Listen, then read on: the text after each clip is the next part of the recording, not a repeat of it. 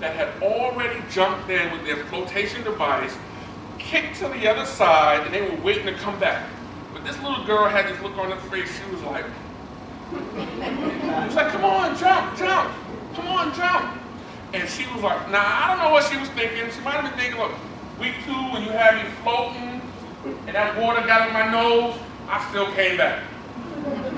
Week 3, when I forgot my bathing cap, my swim cap, and I got my hair wet, I still came back. But she had this look on her face like there is no way you're going to get me to jump into this pool.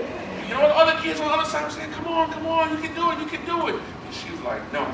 He was like, come on. So what I saw in this moment was really about deep and leadership, and part of why I'm here today. This instructor got out of the water and went to this little girl, put his arm around her, and whispered something in her ear. Now, he probably mentioned something that, you know, all coaches and teachers, not all, that want to see you succeed, though. You can do this. I believe in you. Look at all the other, your classmates, they did it. If they did it, you can do it. You know, we got encouragers in our life, you know. He might have said, you know, look, you know, the clock is ticking. You better hurry up and jump in this water because we have another class after this. I don't know what he said to her. The next thing I know, they both jumped in the water. Now, he might have pushed him. I'm here to tell you, sometimes when you're standing on the water's edge of your deep end leadership challenge, sometimes a push is not a bad thing. When you're facing in the right direction of kicking the butt, it's not a bad thing because it's going to get you closer to your goal. And once she was in the water, she grabbed the flotation device and she kicked over. So that was like a kind of an amazing, you know, I really love metaphors. I was like, wow, that's powerful. But then what I saw was when it was time to come back, she had no problem. She jumped into that. And my question to everybody in this room is, what leadership calling are you stalling on? What deep end opportunity are you standing there shaking your head and you're scared to jump? So one of the things about my bio that you don't know is that I have a PhD from UCLA, University of the corner of Lenox Avenue. Right? And on that corner of 119th Street and Lenox Avenue in my childhood, you know, we used to play freeze tag. Yeah, I know. You got somebody. Anybody know what hot peas and butter is? You got some old. All right. You know, I go around the country. People will act. I say hot peas and butter. Like, what? They don't know how to describe the game. I don't have time to describe the game, but ask somebody what hot peas and butter is about. Corner 119th Street freeze tag, hot peas and butter, scullies, and there would be double dutch happening on the corner, and it would be mostly girls, sometimes guys. But every once in a while, I would stop what I was doing. They were doing the double dutch. I would come over. I would fake that I was gonna jump in. You know, you gotta get that rhythm real right? Girls be like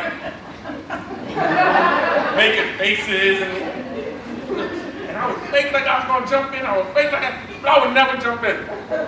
I felt like I was called to jump in. I was just like that boy, but I was called to jump in, but I never jumped in. I was stalling on my calling, and I just could not jump in. So my question to you in figuring out your calling, that's the first C of the 7 C's of deep end leadership. Oh, you're rocking it right here. What's your name again? You are Marissa. Motivated Marissa, right? All right, you got your notes. Well, hopefully you take notes of this workshop. This is like, dear John, I love you. No, okay, good. I'm actually taking notes about what I'm talking about. Thank you. So take a meditative moment when we think about our calling and ask yourself this question. What do I love so much that I would do for free? Sometimes we have callings and we take it for granted. I firmly believe that we are all gifted and brought here for a reason with special, unique talents. I forgot who said the quote, but someone said that the most important day of your life is the day that you were born. And the second most important day is when you discover why you were born. So, little girl was called to jump in that deep end water, and her instructor had to push her into the deep end. I was called to jump double dutch, but I was stalling on my calling. Asking yourself the question, what would I do because I love it so much for free? I hope that Tai Chi flavor is still with you, because I want you to still be in a meditative moment. Then I want you to ask yourself, what are your top 3 strengths? What do you know that you are good at? That you can do that thing? That, I'm good at this. Think about that. And yes, write it down. If you have your journal, right? I keep a journal. I've been keeping a journal since I was 15 years old. We're going to talk a little bit more about that. Every leader that I know that's worked their weight, and whatever that saying is, work their weight in salt, whatever, and go, whatever, they keep a leadership journal. And when I was 14 years old and my mentor said you need to keep a journal, I thought he talked about a diary. I don't keep a diary. But I realized when you write down your goals, you write down your vision, you write down your plans. Okay, here's the part where we get some feedback. Who wants to share with us, what would you do because you love it so much that you would do it for free? All right, you got to stand up, introduce yourself. You got to remind us, because we know you're motivated, Marissa, but we got to remind folks. All right, stand up.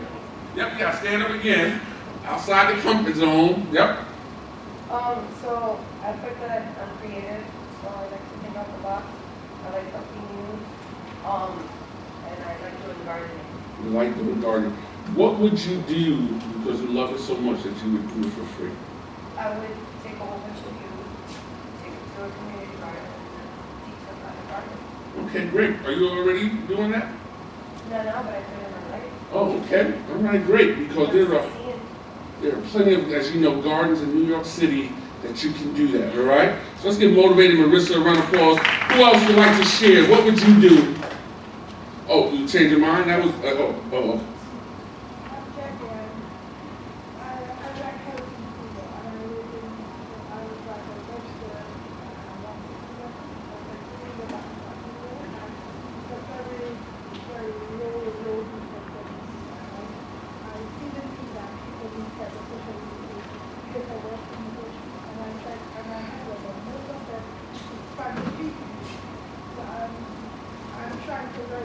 Right.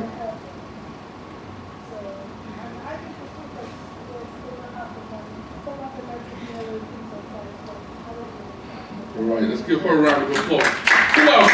Anybody else? We got one. Okay. Someone in the back, you're ready to come to you, but she stood up and like, I'm next. My name is Berlin. What I would do for free at baking. Bacon.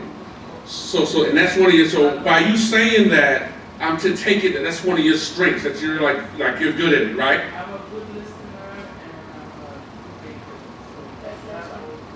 a good baker. Okay. So this is really important in understanding our leadership calling. All right, we have Charlene, right? Compassionate Charlene or capable? Capable. All right. I said cooking because I love to cook, especially for my family. Because that's people get together, and that's the time they like our arguing and fighting because they used to have a good time. So I like to do it, bring people together, just go do it good. Great. And so that's part of your gift and part of your calling. And the thing about deep in leadership, we all have a calling.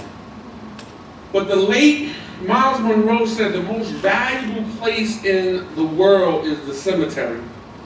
Because in the cemetery, what you will find are the songs that were unsung, the books that were never written, the Charlene catering services that were never started.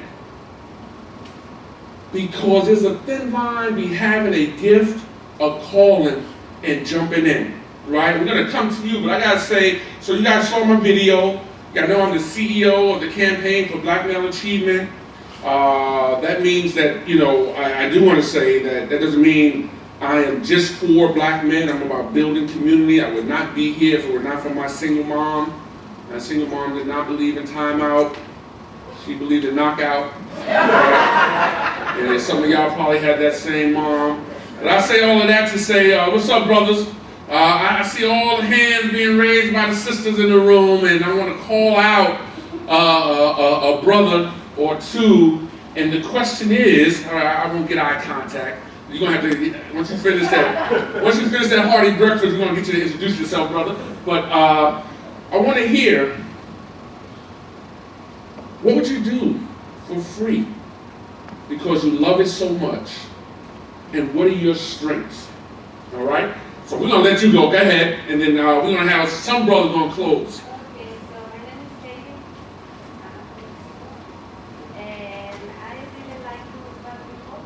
That's one of the reasons I decided to start it, because sometimes I can see that different people or people who don't speak English, they have any issues to understand or find information that they really need. So now, I had the opportunity to be college, I get my lab tested, and I started solution the next month.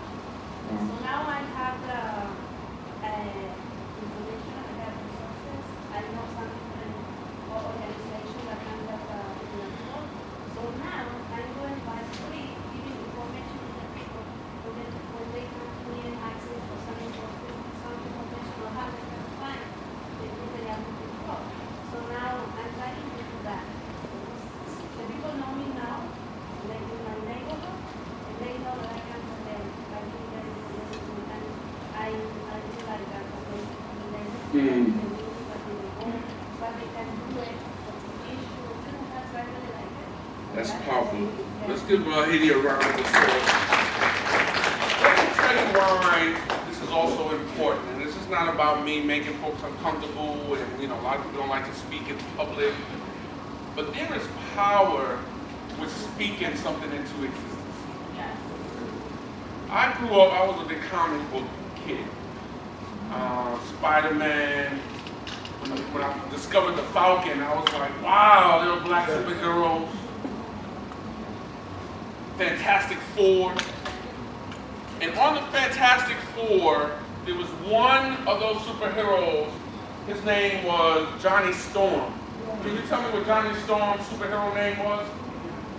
The Human Torch. I know, he was a comic book man. All right. It's old school because now I'm trying to get my son's it's all video games. It's all video games. But the thing about the Human Torch was this. He would not turn on fire until he said what? Flame on. Flame on.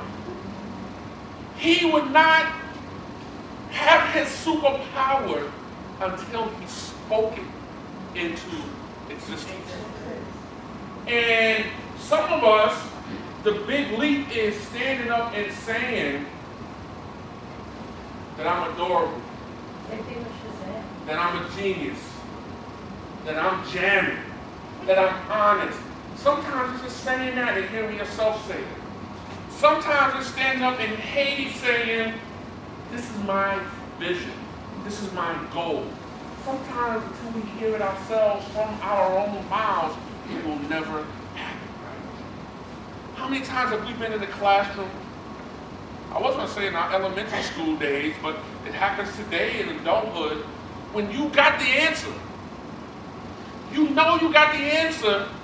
You want to raise your hand, you know, let's go back to old days, people raise their hand, oh, I got it, pick me. But you don't raise your hand, but in your head you're saying you got the answer, and someone else says it, and you say, God, I had that answer. You just should have said that. So calling is the first one. Don't worry, brothers, I'm coming to you later. I'm going to keep this moving a little bit. One of the things I learned at the university on the corner of Lenox Avenue was scared money don't win.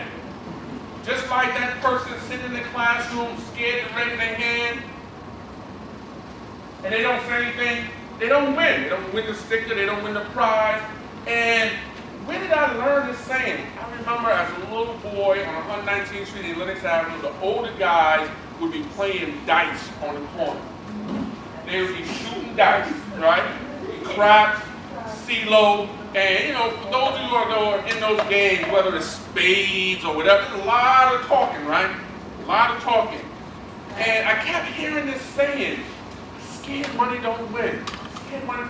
And I was like, what the heck does that mean?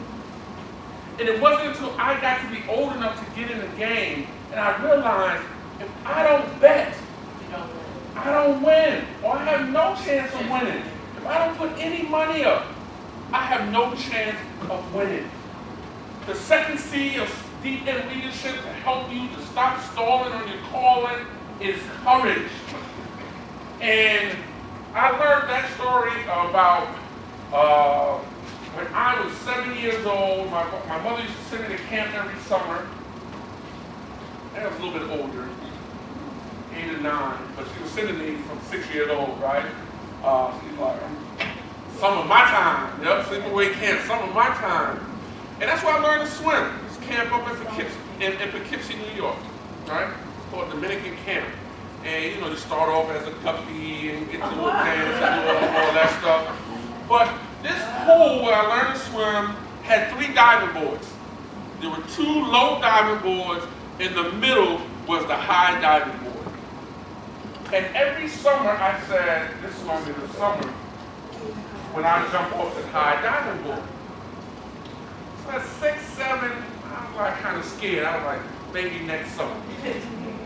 But then the following summer, I started seeing kids younger than me jumping off the high diving board. Now, as a little boy, the high diving board was like, it might as well have been the Empire State Building, right? That's how high it looked. And I said, you know what? Sometimes, you know, competition and embarrassment will provoke you to do some stuff. You're like, what? Is she doing that? What? She can do what I can do. So I started seeing these younger kids climbing up the high diving board, and I said, you know what? This is the something I'm going to do. And there was always a long line on the high diving board, right? And so I got online the high diving board, climbed up. There was a line on the ladder, right? And I got up there, and I was just like this little boy. I was like, I'm on the moon. I was like, there's no way I am going to jump off this high diving board. And then I looked behind me, I was ready to go back. But then I realized in order for me to go back, everybody had to get off the ladder. All the attention would have been on me. And I was like, I'm stuck. This is the 3rd summer with me and this high diving board, and I'm stuck. And you know what I did? I jumped. And guess what happened? I lived. I lived. I emerged out of it. It wasn't an Olympic-style dive. It was a jump. And I came up, and the exhilaration, the rush that I had, I got out of the wall. I was like, oh, this is great. I've been scared. And you're right, I got right back online. And then I realized, Sean, you've been delaying this for 2 summers. And we all got our high diving board. What in your leadership life is your high diving board? Scared money don't win. The person that succeeds, you know what? They have the same fear that you have. But they have ways of overcoming that fear. And something that says, do the fear and feel the fear and do it anyway. One question you can ask yourself, and we're going to take a meditative moment. Ask yourself, if you were 10 times bolder, what would you do? Not what you're going to do. If is the operative phrase here. If you were 10 times bolder, what would you do? Take a meditative moment to think about that. And I got that from an author. Her name is Lori Beth Jones. She wrote a book called The Path, and it's about creating a personal mission statement for your life. And her premise was that if all these companies and all these businesses, they got mission statements. Why don't we develop mission statements for ourselves? And the mission statement is a one-sentence line that is understandable enough for a 12-year-old to understand it. And my mission is to write, inspire, and share success principles through printing, publishing, and public speaking. I'm living my mission. There's some deeper waters, that I can do, right? There's some stuff even I have been stalling on, but that's my mission. But she had to ask me, what would you do if you were 10 times bolder? Who would like to share? What would you do if you were 10 times bolder? Now, sister here, she's a veteran of my workshop, right? I think she's been here all 10 years for my workshop. What would you do if you were 10 times bolder? All right, I had a feeling, but we got time limit. We warn you now. We got time limit because you're getting all comfortable and putting on your glasses, coming to the mic. You got 1 minute. Hello, everyone. Hey. This is a risk-like boulder answer to give him. So my goal is to become the first best-selling author of a website magazine, which is Blurred, and I guess become the very first award-winning mentor from another program in another institution. And I'm now studying a BA in the studio art field, and then eventually I'm going to get a master's, so I also want a PhD. I always love it this year. Growth over the years. Who else want to share? Everybody don't win. What would you do if you were 10 times bolder?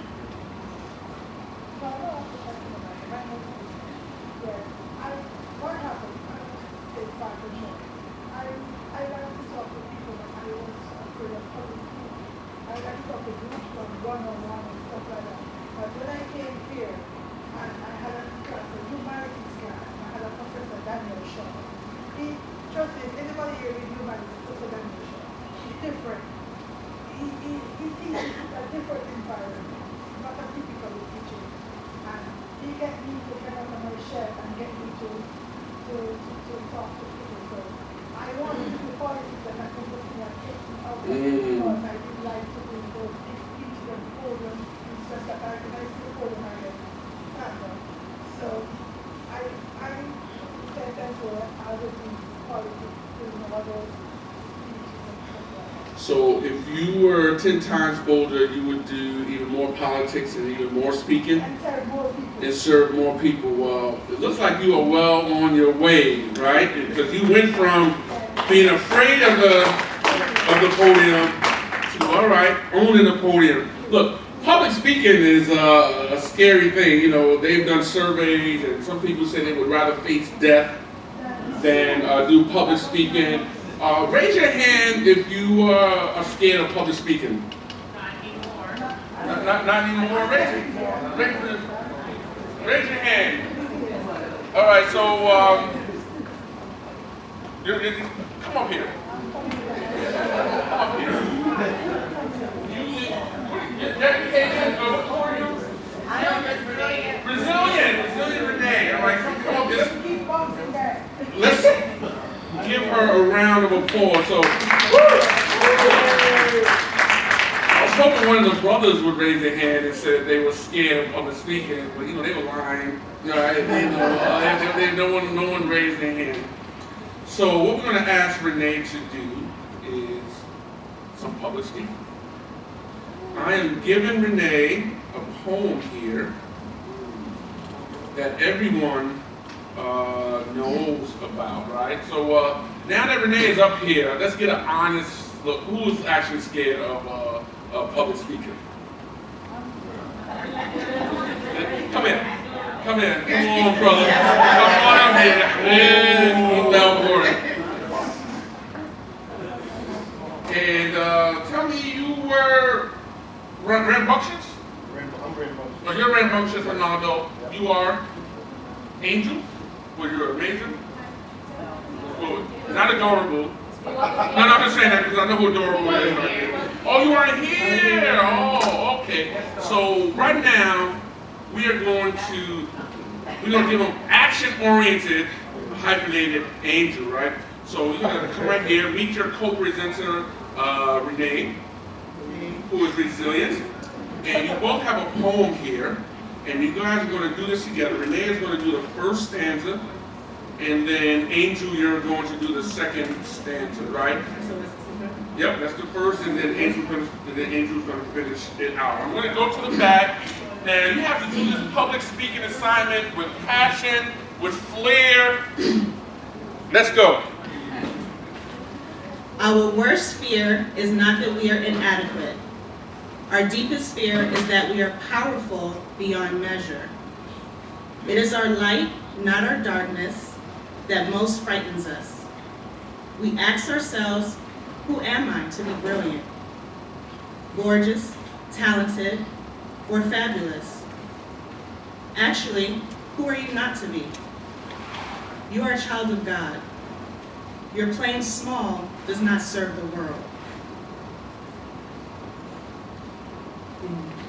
There is nothing unlike. There is nothing unlike about checking so that other people won't feel insecure around you. We were born to make manifest the glory of God within us, and it is in everyone. And as we let our own light shine, we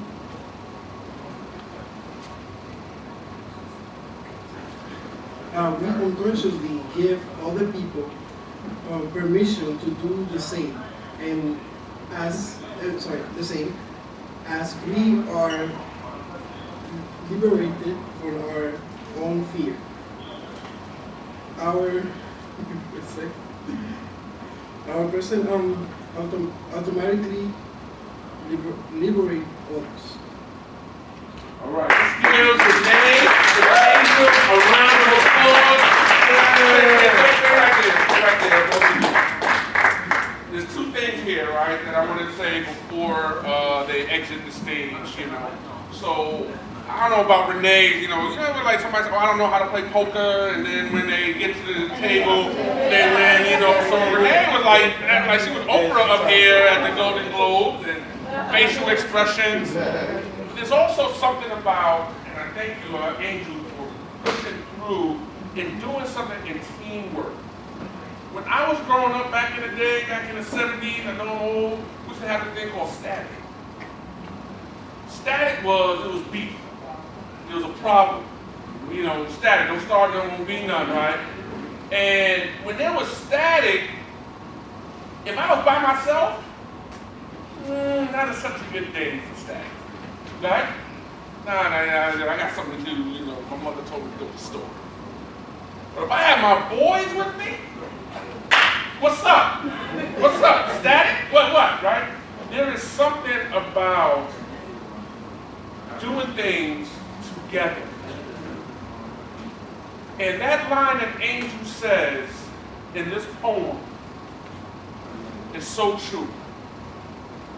When we are liberated from our own fear, our mere presence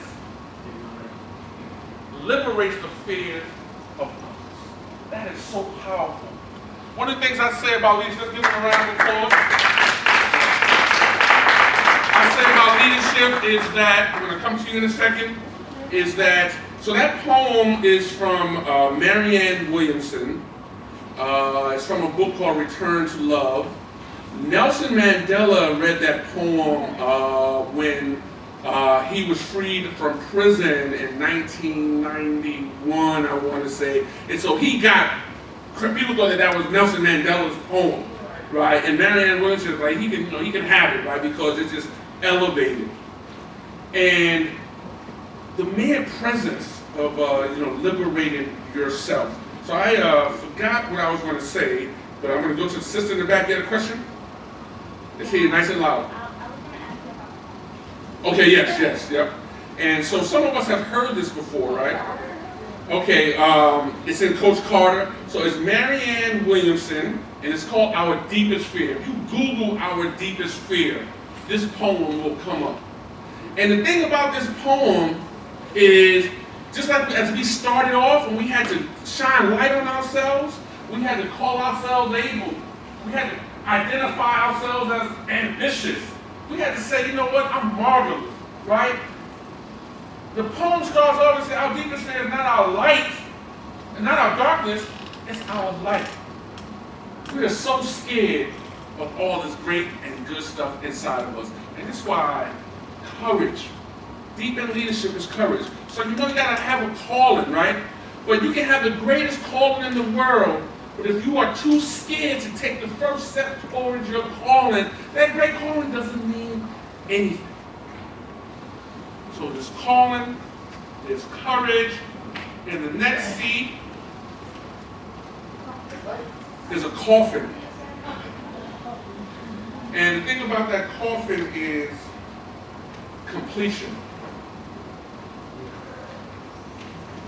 Stephen Covey in the 7 Habits of Highly Effective People says, begin with the end in mind. Guess what? We all have limited time on this earth. We all know when our start date is, and I'll use mine.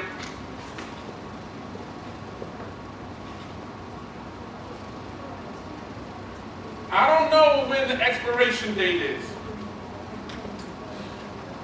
but I know that I have one. I didn't have control of the start date, my mother and father did. I don't have control over this expiration date unless I do something stupid and jump in front of a bus. What I do have control of is the dash in between. Now, some people dash may look like that, it's a straight line. You got control over that. I saw some of my life story on the video. My dash was like that, some real lows with some highs, right? Some of us got some dashes like circles, start all over, and all that. This is what we have control over. So when you get your journal, one of the completion exercises is, what I used to say is, date the page in your journal a year from now and write in that journal what your life would look like on January 11th, 2019. But we're going to go deeper. What you are going to do is, you're going to write, what will your eulogy say? When you are in this box, what will people say about you? This is one of the most important things that you can do in your leadership life. You need to write down, when somebody is up there eulogizing, these are all the accomplishments that I have done. Who was the person that was talking about gardens? That was you, Geraldine, right? Marissa. Who's Geraldine? There's a Geraldine in it. All right, okay. I should have wrote the names down there instead of just the adjectives. But hopefully when she does this, she, in her eulogy, she is writing in January of 2018, Marissa was motivated to launch her vision for community gardens, not only across the city, but across the world. You have got to write down your eulogy. What will we say about you when you are gone? You can take control of that. So the second or the third C is completion, beginning with the end in mind. It's also about persistence. How many of us quit? We're on a 1 yard line. We quit before completion. I got that problem, right? I love to start stuff. I'm an ideas man. You want some ideas? I got some ideas for you, right? Finishing those ideas, not so much. That's why you got to get people on your team that you can pass the ball to. I realize now that I have someone on my team, you know what, my job is to be the visionary. I want to come up with the idea, but you're the technician and the executor. You go execute the idea. Because if I rely on myself, it ain't going to get done. We're going to have a bunch of unfinished projects. Genius finish. I'm sure each and every one of you, including myself, right now, we take a moment to think about it. We got a long list of some unfinished business. Over the holiday, I cleared out a drawer in my bedroom, my top drawer. For the whole year of last year, you know, I had stuff in there, I had ties, I had papers, and I finally completed this project and feel so much better about completing that. There's a lot more big stuff I have to complete. So, deep in leadership is having a calling, having the courage to act on your calling, but having a sense of completion, the third C. It's like visualization, seeing that calling completed. And the fourth C is credibility. This is the part when we are